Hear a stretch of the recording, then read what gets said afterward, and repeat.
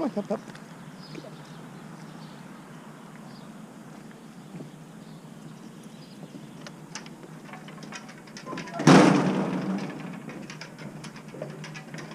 Boat. Go to the boat. Go on. Get on. Oh, jeez. Come on. Hey, over here. Come on, pup, right here. There you go. There you go. Good girl. Good morning. It's 5 a.m. here, Monday morning. Getting ready for week 5 of boat camp. I have to check a few things this morning. Family is still asleep, so I'm down here by myself. First thing is, I want to know what's really going on, and so I have my phone here, and there's a couple things that I really like to use. One of them is tells me the tides. I really see what's going on, and how I can govern my day. So I'm going to do this for about 10 minutes this morning. It looks really pretty outside, but I have some red sky going on, and the old adage, red sky at night, red sky in the morning, sailors take warning. That's definitely a thing. And so I'm going to keep that in my head as to what might be going on. I'll figure it out. Maybe then I'll talk to my crew at 8 a.m. We'll have our crew meeting, and then the kids start showing up around 8:45 for the day. So I'm going to do this, and then I got to go to Dunkin' Donuts because I need a coffee. So big picture for today. You ready for this? Yeah? Alright. So it is flat, with no wind. In fact, I actually went out to the Palm this morning, and it is like the ocean's almost concave. It's that flat. I have no wind all day long, but we have pile of heat, pile of sunshine, so sunscreen, water. Who is on it for today? You always do it, you can't do it. Okay. Who is on it today to remind kids? I can do it. Kels, you got it? Yeah. Alright. Then I guess we should just get ready. Okay. Good? I'll go get bait. Get it? Say hi. Welcome to boat camp. How are you?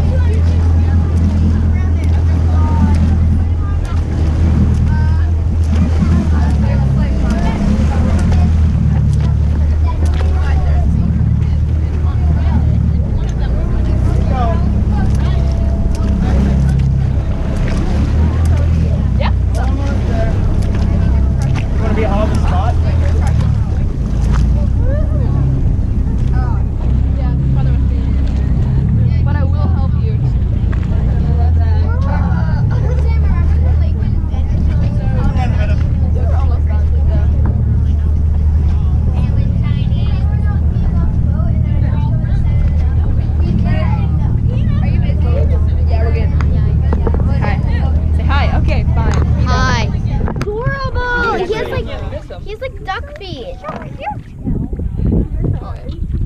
he can like practically run on water. He's adorable. The other birds are jealous. I just want to adopt him. Wait, what's his A little more to your right, Jack. There you go. He's like, what is that? Gary. Gary. Gary. Oh.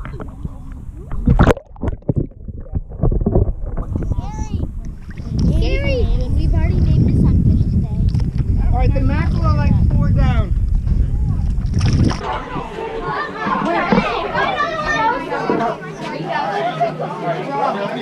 Oh, look at them all.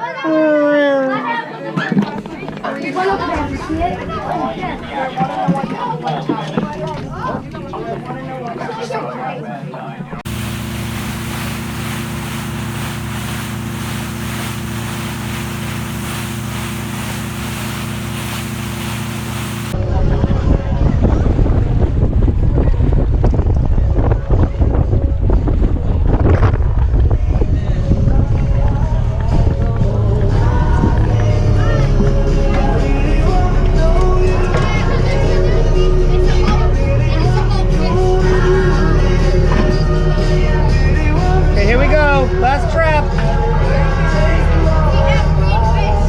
Ready, steady, go. Come on, Cody, help him out.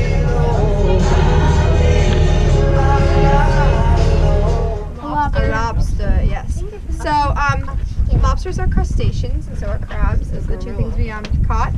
And they have antennas. Does anyone know what the antenna do? Smell. Not here. Smell, yeah. So if anyone wants to touch the antennas and have the lobsters smell you, I think they can already smell all the people in the pool. Can we put the lobsters?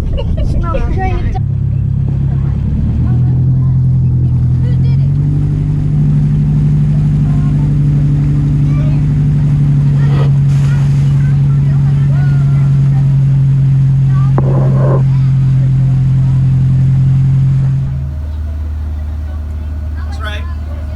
Welcome to my world. Robbie's world. It's about that deep. And I think land is in front of me soon. That's what my GPS says. But yeah, that's it. Welcome. You going?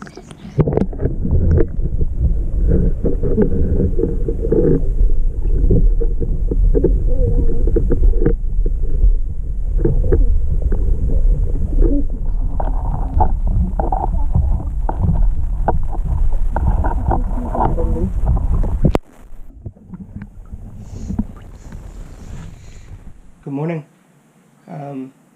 It's day 3 at boat camp. It's 5 a.m. and me and the dog are down here in the engine box watching this beautiful sunrise as the morning just kind of opens up and brightens up. And I've already checked the weather for the day, and I've checked the tides for the day, and it looks like we should do some flounder fishing. And then maybe this afternoon we'll do a little bit of sand dealing with a large net that I have. So to flounder fish, that means this morning around 7:30, my boys and I are going to go down to Plum Island, and we're going to dig worms. Best bait on the planet for flounder. And so we'll dig those and then bring them back and get them back in time for the kids when they show up at 9 or 8:45 or whatever. So, to prep for flounder fishing today, I said we had to dig worms. And so we're down here on Plum Island, Cody and I, and we're really enjoying this beautiful weather this morning. It's just as the tide's going out. We're digging up worms, sea worms. Here they are. These little buggers here.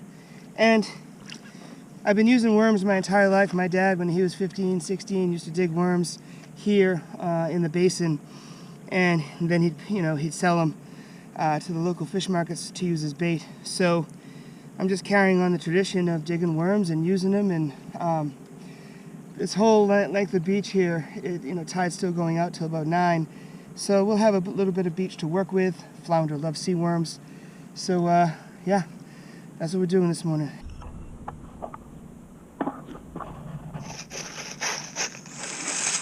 Whoa.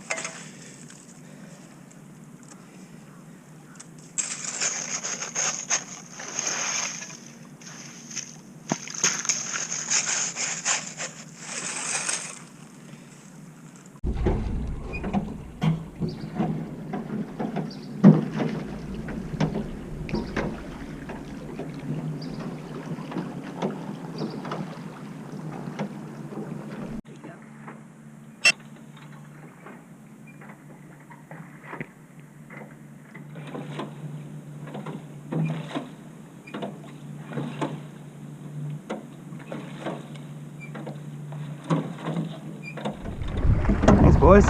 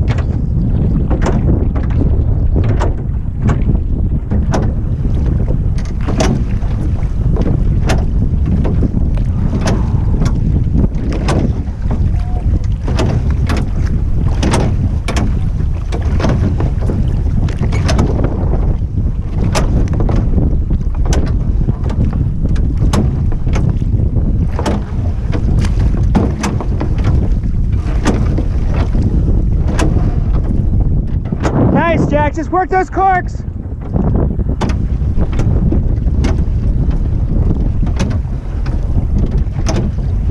Ella, come grab me. I'm gonna stop in a second here. I'm running out of rope. All right, come on over.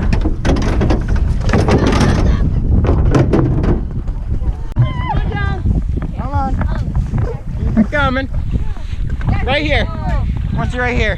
What are you guys doing? Come on.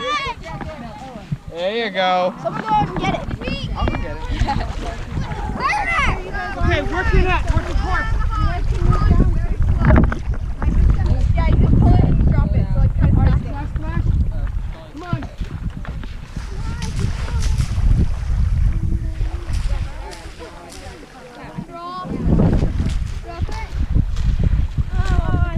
Yep, oh, you guys drop that. Alright, slow About down a shaking? little more. Can't go any slower. Can. Shake him, shake him. Let's see this more. Let's see this hole. It's, I'm guessing there's so much. How much did we catch?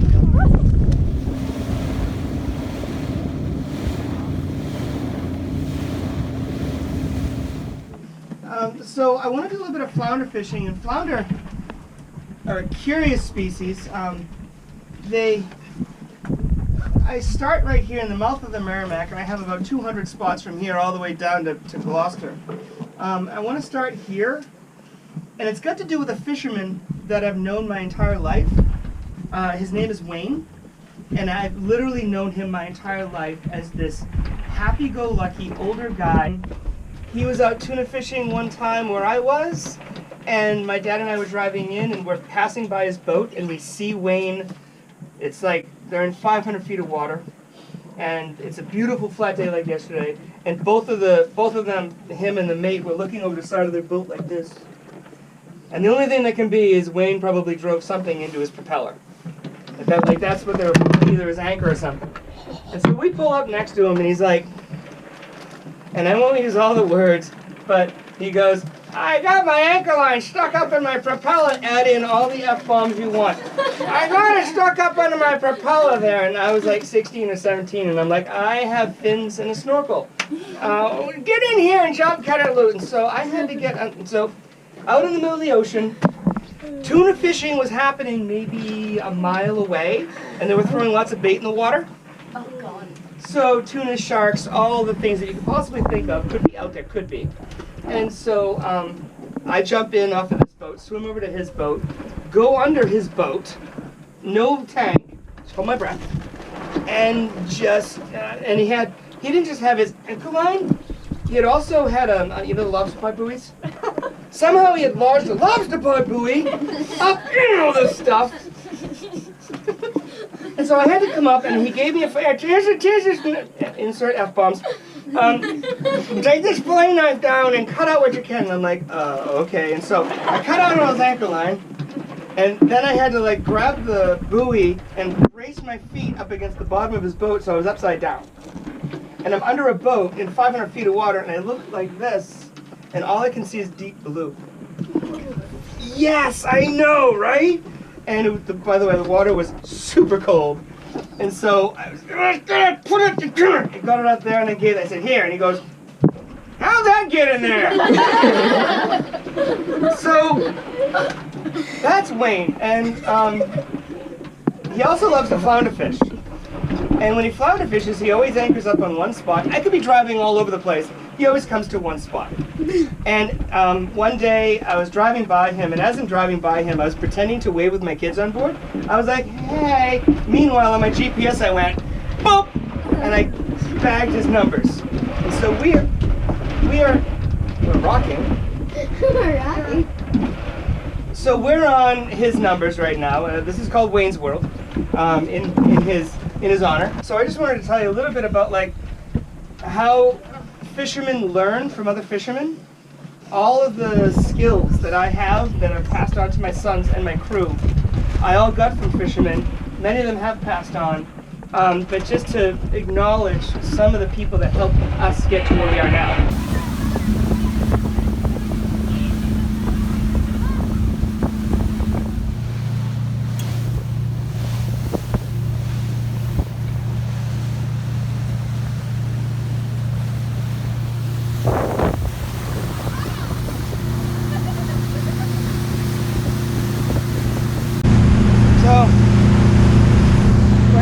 Down the shoal, and I'm up here in the tower looking for surface contacts for the kids. Mola, humpbacks, basking sharks, and you see over my shoulder I'm towing the skiff behind me so we can get onto the island. And the island's right off my bow. Hold on a second. Hit this boat wake right here. There we go. And the island right there.